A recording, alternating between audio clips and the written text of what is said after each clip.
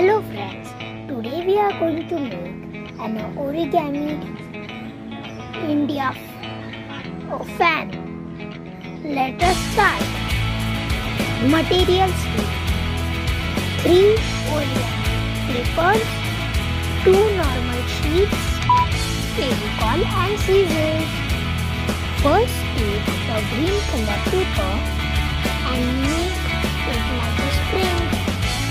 Hello friends, today we are going to make one Indian fan. Let us start making. First take a origami color paper. Hello friends, today we are going to make an Indian fan. Let us start making. First take a green color paper. Then take a normal paper. Then fold it like this.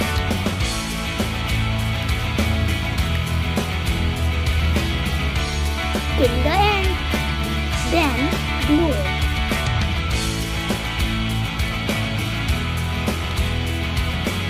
Do same with the other. Then take the green color origami paper and fold it. Something like this. Then take a one stick made with a normal paper and glue it to this side.